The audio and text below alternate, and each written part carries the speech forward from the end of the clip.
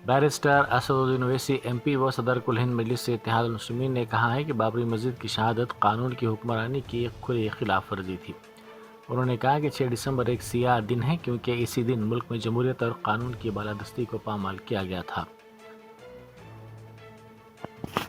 रही है। मैं आपको यहाँ पर एक बात बताना जरूरी समझता हूँ कि आज 6 दिसंबर है और आप और हम जानते हैं कि 6 दिसंबर 1992 को क्या हुआ था। सुप्रीम कोर्ट को वादा करके कि वहाँ पर बाबरी मस्जिद को हाथ नहीं लगाया जाएगा, तमाम संघ परिवार के लोग जमा हुए। लाल कृष्ण आडवाणी, मुरली मनोहर जोशी, उमा भारती, जितने लोग थे उन तमाम लोग सुप्रीम कोर्ट को वादा किए थे कि मस्जिद को हाथ नहीं लगाया जाएगा। और उसके बाद हम देखते हैं कि बाबरी मस्जिद को वहां पर शहीद कर दिया गया। बावजूद इसके कि सुप्रीम कोर्ट को उन्होंने लिख कर दिया था और बाबरी मस्जिद को दुनिया की आंखों के सामने पुलिस की मौजूदगी में मस्जिद को शहीद कर दिया गया। जिस जगह पर मुसलमानों ने नमाजें अदा की और खुद सुप्रीम कोर्ट ने बाबरी मस्जिद के फैसले में कहा कि 22 और 23 दिसंबर 1949 को बगैर कोई कानूनी चारागोई के मस्जिद में घुसकर वहां पर मस्जिद की बेहरमती की गई, वहां पर मूर्तियां रखी गईं। और फिर सुप्रीम कोर्ट ने अपने ही फैसले में सफ़े नंबर 913 और 914 में लिखा कि मस्जिद की शहादत, जिसको अंग्रेजी में कहा कि एग्रेग्रेस, उन्होंने लफ्ज का इस्तेमाल किया और कहा कि ये violation of rule of law था। आज जब हम ये देखते हैं कि क्रिमिनल कोर्ट का फैसला आता है, बाबरी मस्जिद के शहादत के जितने मुल्ज़मीन जिन पर इल्ज़ाम लगाया गया था, कोर्ट ने कह दिया कि वो तमाम को बरी कर दिया। सवाल ये पैदा होता कि फिर 6 दिसंबर 1992 को फिर किसने मस्जिद को शहीद किया था? और ये मोदी की हुकूमत, बीजेपी की हुकूमत ने उस ट्रायल कोर्ट के फैसले के खिलाफ अपील नहीं की। अजीब माहौल है, इंसाफ की बात करते हैं और एक मॉब वहां, बल्कि हजारों की तादाद में लोग जमा होकर मस्जिद को शहीद कर दिए और कोर्ट ये फैसला देता है कि हम किसी को भी मुजरिम नहीं करार दे सकते।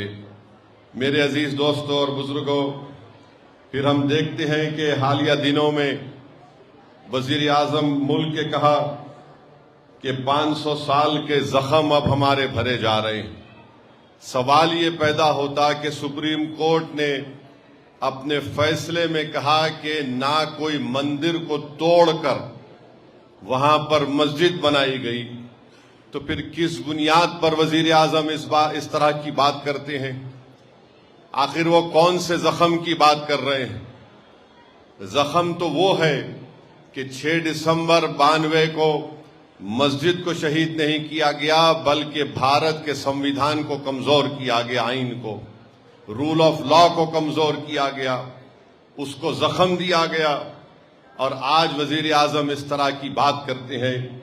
मेरे अजीज दोस्तों और बुजुर्गों, तकलीफ इस बात से भी होती है कि सुप्रीम कोर्ट के एक जज जो उस बेंच पर बैठकर जजमेंट लिखे, रिटायरमेंट के बाद इंटरव्यू में कहते हैं कि जो मंदिर को तोड़कर मस्जिद बनाई गई वो खुद गलत था। अरे आप जब जज थे, आपने फैसला लिखा, जब आपको ख्याल नहीं आया? आपने अपने फैसले में लिखा कि मंदिर को तोड़कर मस्जिद नहीं बनाई गई थी और मस्जिद और मंदिर के दरमियान में जो कितना एक ज्यादा लंबा अरसा था, मगर रिटायरमेंट के बाद जज साहब जज नहीं रहे तो उनकी जबान आजाद हो गई। मगर जब आपके हाथ में कलम था तो आपने क्या लिखा? आपने लिखा कि मंदिर को तोड़कर मस्जिद नहीं बनाई गई थी। मेरे अजीज दोस्तों और बुजुर्गों, آج آپ دیکھتے ہیں کہ اس طرح کے ججمنٹ جب آئے تھے، جب یہ ججمنٹ آیا میں نے اسی وقت کہا تھا کہ یہ آستھا کی بنیاد پر فیصلہ دیا گیا. میں آج بھی یہ سوال اٹھا رہا ہوں، اگر 6 دسمبر 1992 کو اگر مسجد شہید نہیں ہوتی تو سپریم کورٹ کے ججز کیا فیصلہ دیتے؟ کیا فیصلہ دیتے آپ نے آستھا کی بنیاد پر فیصلہ کیا، اور پھر جو مسجد 400 سال سے ٹھہری ہوئی تھی اس کو آپ نے اپنے کورٹ کے ججمنٹ میں کہا ہے it is an violation of rule of law, اور جج صاحب بعد میں انٹرویو میں یہ بات کہتے ہیں. بہرحال ان کا چہرہ سامنے آ گیا دنیا کے سامنے، مگر اس بات کو ہم کو سمجھنا اور یاد رکھنا ہے کہ 6 دسمبر ایک یوم سیاہ ہے. 6 دسمبر ہمارے ملک کے لیے ایک سیاہ دن ہے. جس طرح گاندھی کو جس دن مارا گیا تھا وہ یوم سیاہ ہے، جس دن 6 دسمبر 92 کو مسجد کو شہید کیا گیا وہ ایک کالا دن تھا. جس دن اندرا گاندھی کے قتل کے بعد دلی کے سڑکوں پر سکھوں کا خون کی ہولی کھیلی گئی تو ملک کے لیے کالا دن تھا. جس وقت 2002 میں گجرات اور احمد آباد میں فسادات ہوئے وہ ایک یوم سیاہ تھا. تو یہ ایسی چیزیں ہیں جس کو ہم کبھی نہیں بھول سکتے، نہ بھولنا چاہیے. یاد رکھیے اگر قانون کی بالادستی رہے گی، رول آف لا رہے گا تو جمہوریت مضبوط ہوگی، انصاف مضبوط ہوگا.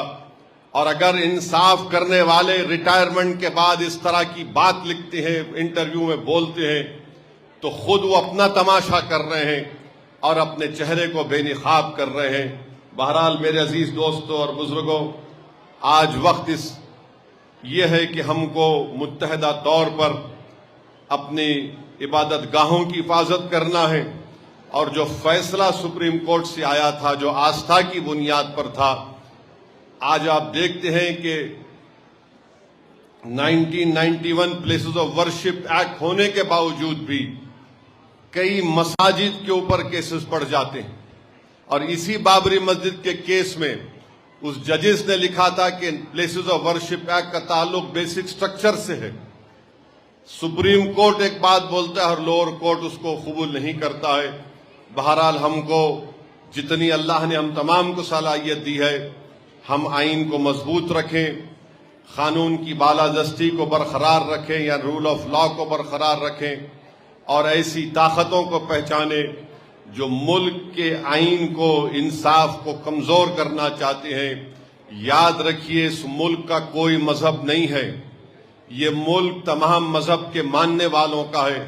اگر کوئی یہ کہے گا کہ یہ ملک ایک مذہب کا ہے تو پھر یاد رکھیے ہم ان عظیم آزادی کے مجاہدین کی قربانی کو رائگاں جانے دیں گے، کیونکہ اس وقت ہندو مسلمانوں نے مل کر، سکھوں نے، عیسائیوں نے مل کر انگریزوں سے اس ملک کو آزاد کروایا تھا.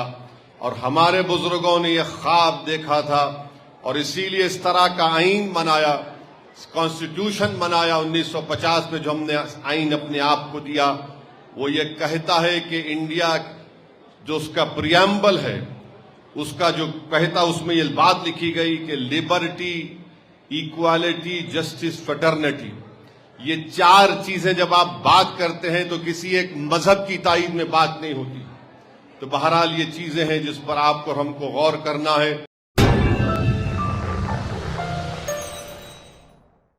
جرمنٹن super specialty hospital national award winner doctor Mir Jawad Zar Khan, German trained senior orthopaedic surgeon and director. ماہر ڈاکٹرز ڈاکٹر واصف اعظم اور doctor Bharavi Chanduri, senior cardiologist اور دیگر ڈاکٹرز نمایاں خدمات انجام دے رہے ہیں. Robotic surgery, advance cath lab, MRI، operation theatre, ICU، 2D ultrasound جیسی سہولیات سے آراستہ کارپوریٹ لیول ہاسپٹل. واجبی فیس میں ہر مرض سے شفا یابی کے لیے جرمنٹن سپر اسپیشلٹی ہاسپٹل، عطاپور.